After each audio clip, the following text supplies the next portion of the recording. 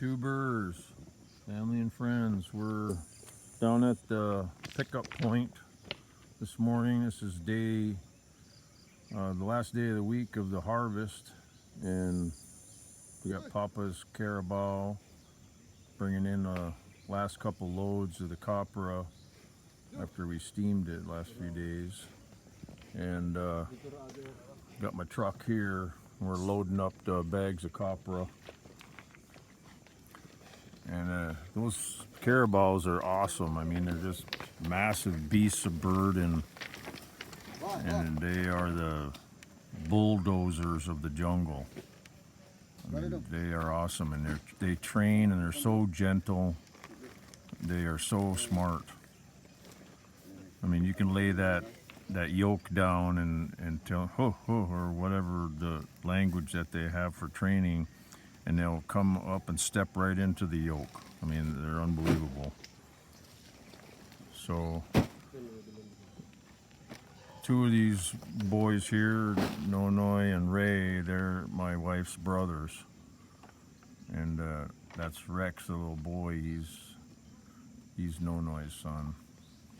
And so, I'm sure the carabao could probably carry more than 3 at a time, but just to make sure we don't overwork the carabao, we only do 3 bags at a time. So they're pretty heavy. We threw in the last ones there, and each bag's probably, I don't know, I would say around 75, between 75 and 100 pounds.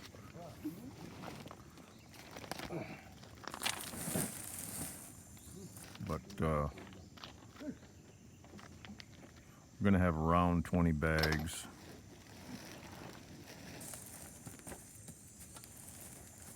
I think we got maybe 6 more bags coming, maybe. So, yeah, this is a good little truck I bought.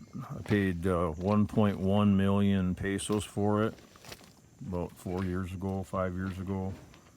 3/4 ton Kia 4-wheel drive truck. The only damage I got on it is right here where a motorcycle hit me a couple years ago. But it's a good truck. I mean, I haven't had any problems with it. I had to buy as an option in the parts department. I had to buy an air conditioning unit, which has not worked very well since I bought it. I've had to recharge it like every 3 months, and then all the freon leaks away.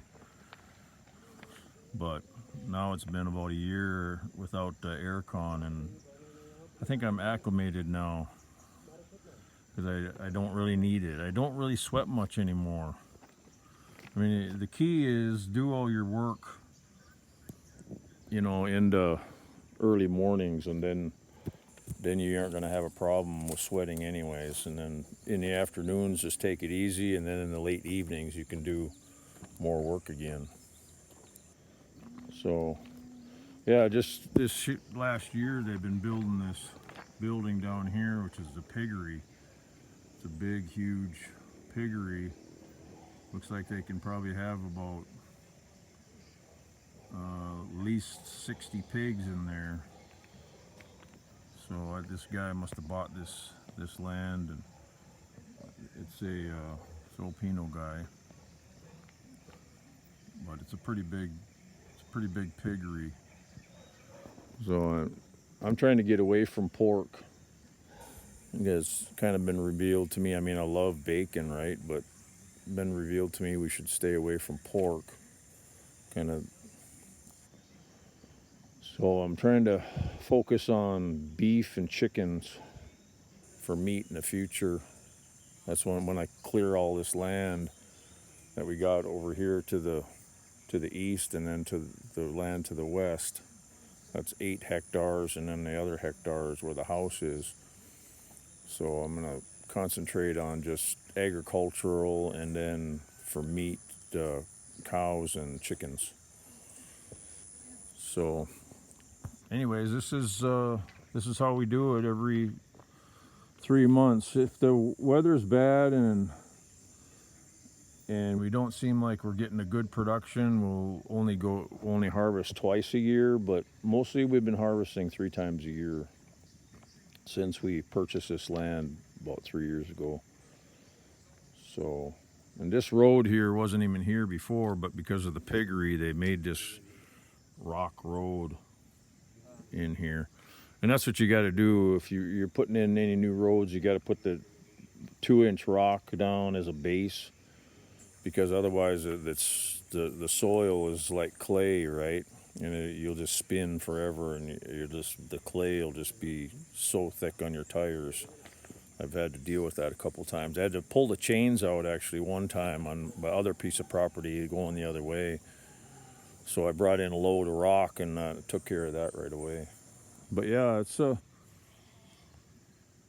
good system we got down right now. I mean, it's not perfect, but it's pretty convenient, really. I mean, the carabao takes it out to this point, then I just go to the buyer with the truck. I'll do one more video today when we get to the buyer, the coconut copra buyer, to give you guys a little bit of clue of what that's all about.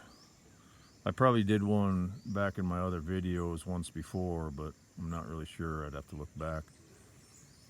But yeah, it's a good little piece of income, especially for Filipinos. I mean, it's great for them because there's no work, right? There's not much work at all. Once in a while, they can find a construction job here and there, but not really much of it. So it's great for them to be able to harvest owner's property and take half the profit.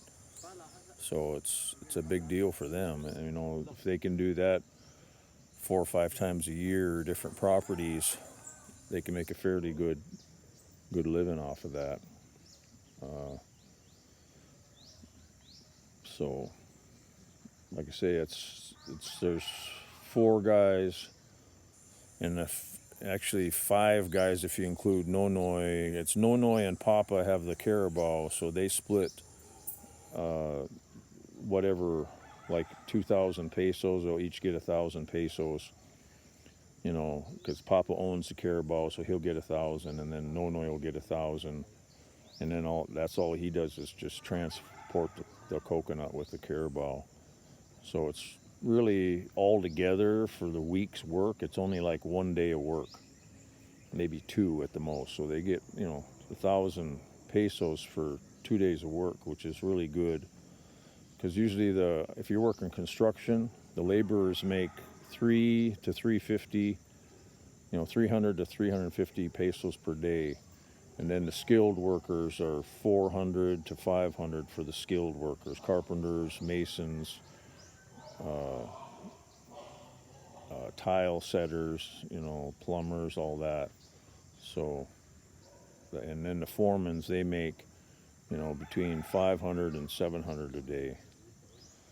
So that's kind of what the pay scale is, at least here in the province. That's what it is. It might be a little bit higher in the cities, but that's what it has been here and what I've paid my crews for work here in the province.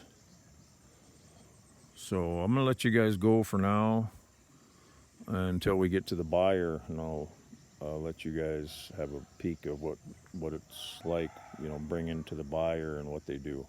So you guys take care, love you, and God bless. Bye-bye.